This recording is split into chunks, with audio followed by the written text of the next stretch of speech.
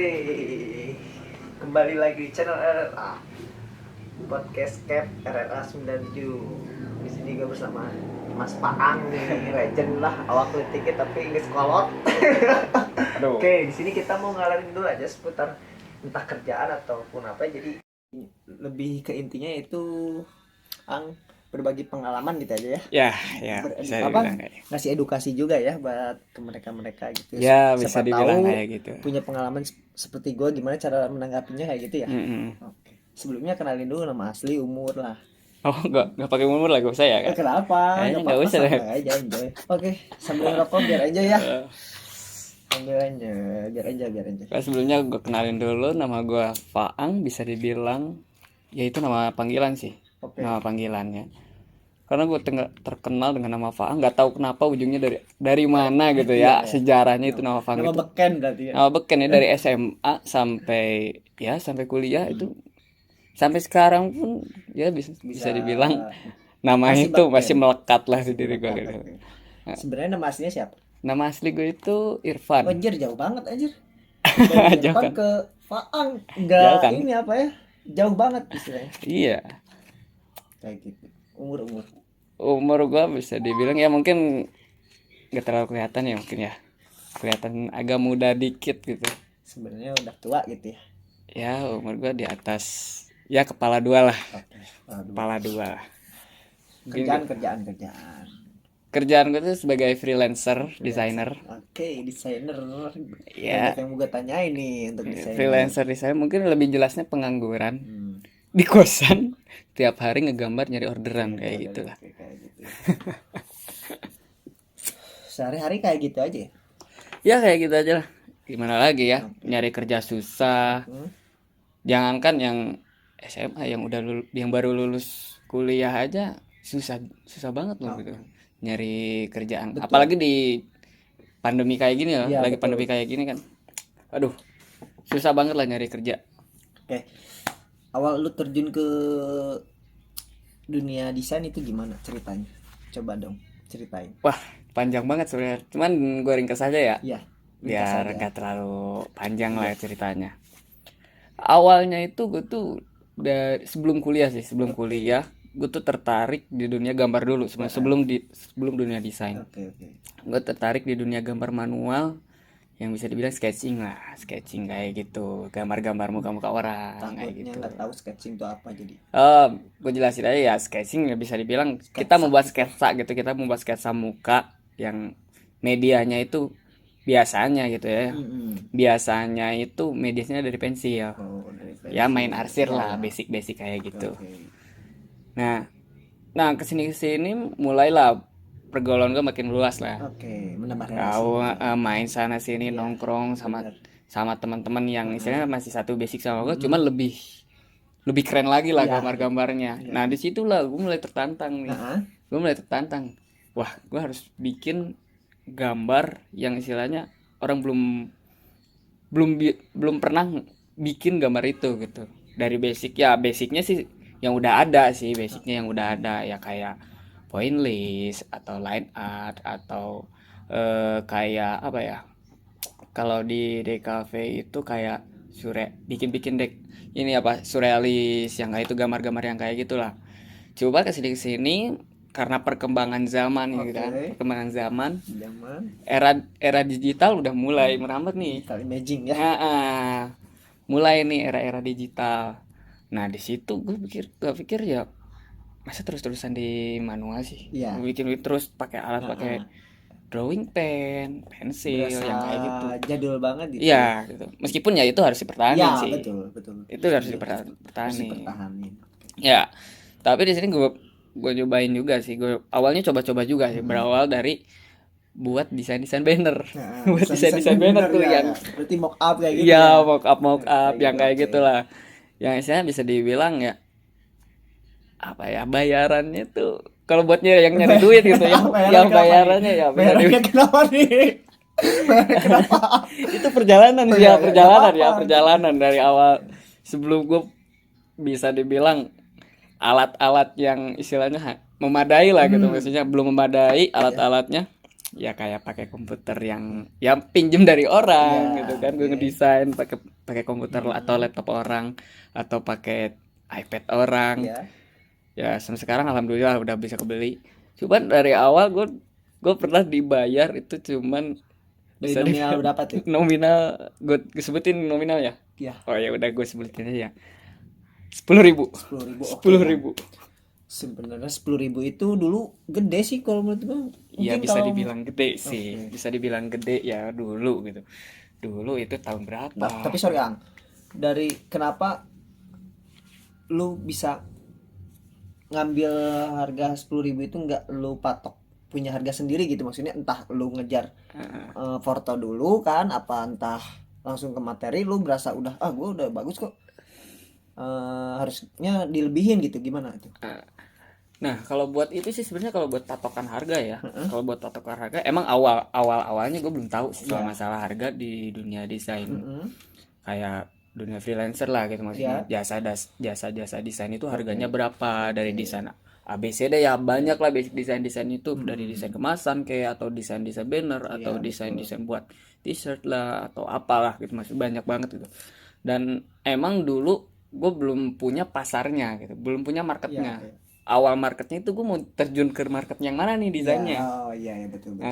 Desain Sedangkan grafisnya desainer itu luas gitu ya. iya luas Oh, gitu kan, oke. luas basicnya. Nah, pikir-pikir gue bilang gue cuma dibayar segini, emang mau terus-terusan dibayar segini gitu Iya kan. iya. Ya udahlah, gue nyari yang istilahnya fashionnya itu emang bener-bener masuk ke fashion gue, Oke. dan itu tuh nggak ngilangin basic gue yang tradisional gitu yang dulu. Gue bisa simpulkan berarti di sini lu tuh nggak ngejar materi dulu ya, nggak ngejar Enggak. materi dulu, lu lebih satu mempelajari desainer apa bukan desainer jadi ya kayak tadi bahwa jangkauan desainer itu luas gitu ya. Iya, Oke oke. luas banget tuh. Dan gue pengen nanya nih Ang, Hmm? udah berapa lama lu terjun di desainer nyampe sekarang gitu, sampai sekarang lu bisa nikmatin hasilnya gitu, bahwa Eh, itu tuh nggak instan gitu buat kalian yang di sana juga, bahwa eh, proses apa ya untuk kayak Faang kayak gini tuh nggak instan gitu, apa itu proses-proses yang lu laluin gitu biar Nah, sebenarnya gue biar kalau pada buat tahu. pendapatan yang istilahnya bisa dibilang lumayan gitu Iya. ya, masih baru sih, Oke. masih baru, baru sekitar ada 4 tahun lah, ada Tahun 4 tahun gue itu baru. baru dapet penghasilan yang istilahnya bisa nutupin kehidupan gue sehari-hari, Iya. terus gue bisa ngumpulin buat beli alat-alat yang istilahnya yang bisa ngemudahin gue buat ngedesain gitu, Hmm. ngedesain gitu atau bikin gambar-gambar apalah gitu, maksudnya sama ya gue nggak cuma ngedesain kan, kayak editing video, Iya. terus bikin-bikin ya sedikit-sedikit, meskipun masih belajar sih, masih belajar, belum begitu mahir Iya. banget di animasi. Nah, Animasi. Nah, prosesnya. prosesnya itu dulu itu sekitar ya bisa dibilang lumayan juga lama sih. Iya. Lumayan lama sih. Apa aja yang lu laluin tuh dari mulai pahit sama ininya lah. Nah, awalnya itu sebenarnya awal bener-bener gue bisa terjun ke dunia itu karena keberanian Keberanian. sama Oke. niat yang emang bener-bener gue tuh pengen jadi seorang desainer gitu, bukan cuma istilahnya bisa ngedesain Oke. gitu, cuma bisa ngedesain. Nah, awalnya tuh gue emang dari awal kan emang ngegambar kan, suka banget Iya, ngegambar betul kan, betul. ngegambar kayak gitu. Nah, di situ eh, dari berapa sekitar berapa ya, sekitar mulai 4 tahun lah, 4 tahun gue berkecimpung di dunia yang tradisional gitu, ngegambar manual, Oke. ngegambar, belum masuk ke digital. Itu sekitar 3 tahun, Hmm. sekitar 3 tahun. Nah, 3 tahun setelah itu gue mulailah, cuma belum naik ke iPad, Iya. belum ke gadget-gadget yang iPad atau Udah tab atau yang lebar lah dulu, udah media-media canggih yang gitu ya. yang masih ya bisa dibilang agak masih ribet juga sih gitu. Terbatas ya. Masih banyak keterbatasan dari laptop, itu pun pinjem gitu, Iya. itu pun pinjem, Iya, gue belum betul. punya apapun gitu, belum. Tapi dengan keberanian dan niat lu Nah, itu ya niatnya itu gitu, yang bisa diambil. Oke. dan niatnya itu yang emang bener-bener gue pengen banget gitu, maksudnya jadi seorang yang bisa membuat suatu karya gitu, Iya. maksudnya membuat suatu karya yang bisa dibilang ya orang lain pun banyak gitu yang bisa buat karya yang kayak gitu, cuman gue pengen nih gue tuh seorang yang bisa dikenal sebagai seorang yang bisa dibilang ya Tokoh seniman masyarakat sih. gitu? Tokoh masyarakat gak juga sih, Enggak juga sih. gak juga Jadi sih, cuma pingin apa, kayak ciri khas gambar lu tuh, oh ini jadi orang lihat tuh, misalkan lihat gambar ini, oh udah tahu bahwa ini gambar si ini. Kayak nah gitu itu misalkan. kayak gitu. Oke, mindsetnya. Oke. Karena emang tujuan gue tuh dari awal gue pengen membuat suatu karya yang misalnya gue dikenal dari karya itu, Ya, oke oke. bukan karena gue yang membuatnya, Ya, tapi oke. gambarnya Iya itu iya oke oke. yang membuat orang tuh, wah ini gambar yang dibuat sama si Faang. Oke oke. Nah itu Ya gitu ya, maksudnya. ngerti ngerti, oke. Oke, dan prosesnya lumayan lama juga ya Lumayan untuk sampai sekarang ini gitu, dari ya sekitar 10. dibayar 10 juga nyampe sekarang, lalu sekarang lu Mm-mm. rasain nikmatin ya itu. Iya, Intinya sih jalanin aja dan terus explore diri lu iya, gitu. Jangan sampai betul tuh. berhenti pesimis karena budget juga gitu. Kayak Pak Ang contohnya kan, Hmm. kita punya kemampuan tapi tidak punya device ya. Iya, Mau nggak mau ya kita usaha juga kan, tetap harus usaha, ada usahanya. Jangan cuma kita punya nunggu datang klien aja, tapi kalau nggak nunggu ada device-nya, nggak gitu kan Ang, mm-mm. nggak gitu ya. Ya kayak Pak Ang contohnya minjem, atau ya istilahnya ada usahanya dulu lah, Ya, kayak gitu. Karena usaha bener tidak akan mengkhianati hasil tuh, betul. itu bener. Betul banget itu. Karena ya oke lah orang bisa lihat gambar gue yang sekarang, Oke. tapi yang dulu mereka emang tahu? Belum, nggak tahu kan? Kayak gitu. Nggak tahu gitu gambar dulu kayak gue kayak gimana. Iya, benar Gitu. benar. Gambar yang sekarang ya karena prosesnya itu yang lama. Kenapa bisa ngasilin gambar yang kayak gini gitu maksudnya. Kayak ya di sini kan Faang dan gua tuh sebenarnya udah lama juga berteman walaupun kita apa ya, ke maksudnya keterkaitan juga ada, lalu enggak lawan arah juga, fashionnya enggak gitu juga sih sebenarnya. Nggak juga sih kalau Enggak juga menurut ya, gue sih lebih karena kita istilahnya kalau bisa dibilang ya kalau untuk dari segi arti gitu ya, iya, dari segi arti. dari seninya lah. Kalau gue sih lebih ke emang udah kelihatan gitu dari fisik pun udah kelihatan. Nah, Gue itu ngegambar gitu. nah, Gue tuh ngegambar udah kelihatan dari oke. fisik pun, dari orang ngelihat lewat, orang lihat gue lagi ngapain, orang udah ngeliat, udah nilai oh dia lagi ngegambar gitu. Sementara kan kayak lu sebagai fotografer gitu kan, lu sebagai fotografer yang bagi kurang gue tuh udah ini ya, gue udah cari ya maksudnya dari segi sejarahnya Iya. fotografi yang kayak itu sebenarnya ada keterkaitan. Nah, Bisa dibilang mereka itu sebagai fotografer atau kalian di sana di luar yang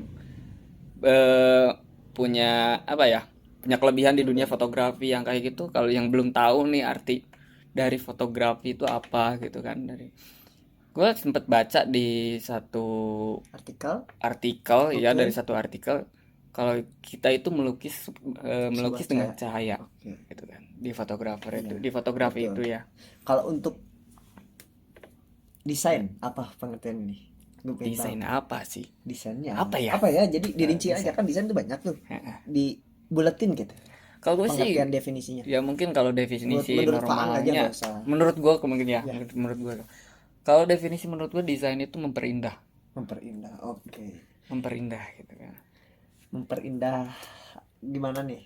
Jadi lebih ini lebih spesifik lagi gue belum nangkap nih. Ya sekarang gini aja, lu meskipun ngelihat gambar yang polos tuh, Oke. gambar yang polos atau misalkan bangunan yang istilahnya tanpa warna, Oke. itu karya loh, Betul. dan itu Setuju. didesain. Setuju. Kalau tanpa didesain itu nggak bakal membentuk seperti itu. Gak akan gitu kan. indah gitu ya. Heeh. Oke. Jangankan itu gitu, jangankan yang udah sekarang ya, Oke. modern, bangunan modern sekarang gitu, maksudnya bangunan dulu pun gitu itu didesain gitu, Oke. didesain. Nah, Ya kenapa ya di sini gue ngajak Fang dan gue ini, jadi masih keterkaitan karena masih bilang di dunia seni gitu. Iya. Walaupun definisinya berbeda, dia seninya misalkan ya desain, gue foto gitu ya, sama aja sih, masih dalam bidang seni gitu ibaratnya. mm-mm. Dan di sini kenapa gue ngajak Fang ya, Fang istilahnya kita bakal nyambung gitu, dan Fang juga teman lama gue di fotografi karena dia bisa yaitu dari desain pasti otomatis bisa ke foto, bisa ke mana itu video. Karena nah di sini gue mau nanyain Iya. kenapa gitu ya Ang bisa siklusnya bisa seperti itu gitu ya, dari desain dia bisa ke foto sama video. Dan tapi ada yang membedakan dari anak desain sama anak foto. Dia pasti kalau misalkan untuk editing si warna pensilnya nggak akan rubah. Jadi dalam artian maksudnya dia pasti konsepnya yaitu hitam putih gitu. Nah itu kenapa. Sebenarnya bukan masalah itu ya, kalau bukan bukan masalah kenapa bisa beda, sebenarnya nggak ada beda-bedanya Ya gitu. oke. Cuma coba lebih ke dari pengambilan sih. Heeh. Yang pertama dari mungkin dari fashionnya sendiri gitu. Mm-mm. Dari fashionnya atau dari segi, karena kan dunia fotografi pun sama kayak dunia desain juga kan, Heeh. banyak bidangnya, banyak banyak istilah, banyak genrenya juga Heeh. gitu kan.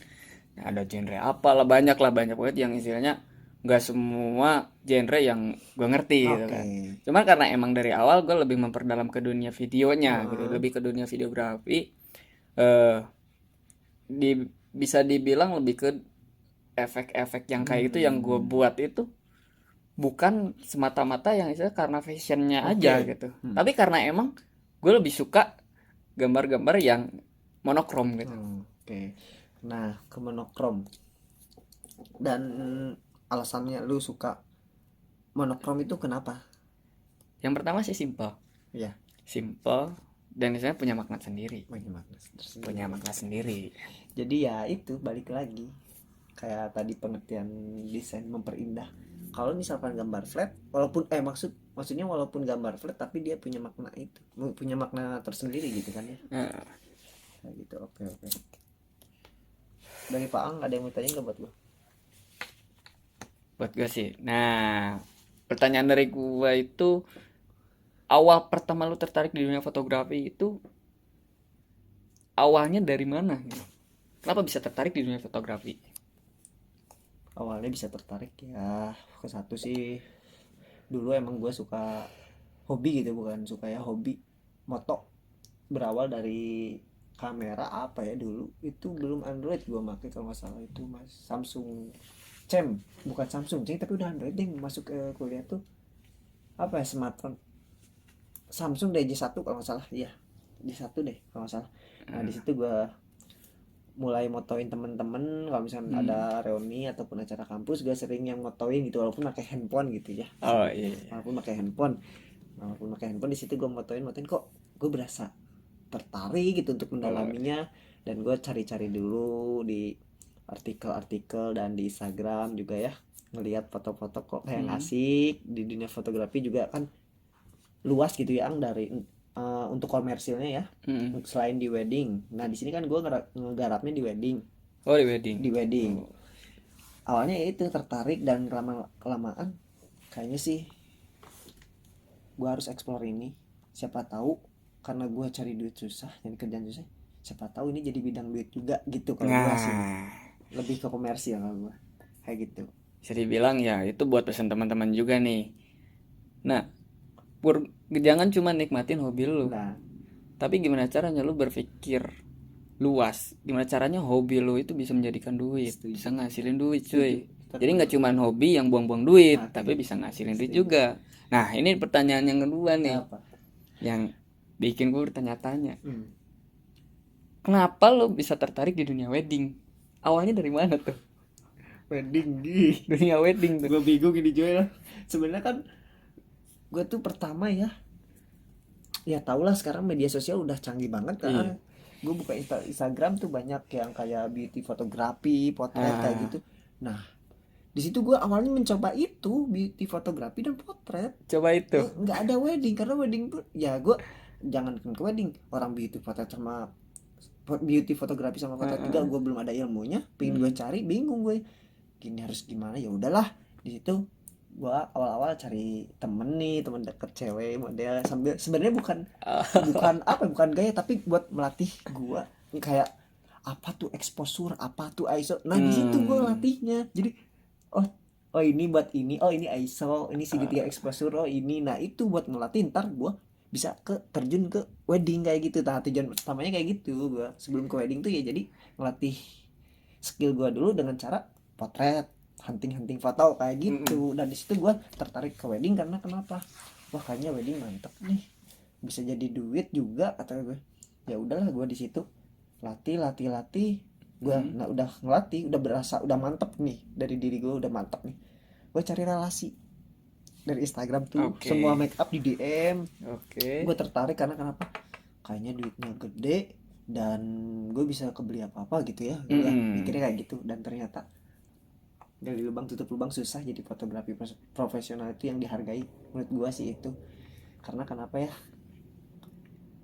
kirain gue apa ya, ada ya dari pengalaman gue gitu ya, di wedding itu gak gampang ternyata brother, harus lebih Oke. memperdalami pengalamannya ya. Gue cuma karena pede doang, dengan pede doang berasa udah mantep ya gue terjun, dan ternyata nggak apa semudah itu, jauh dari ekspektasi.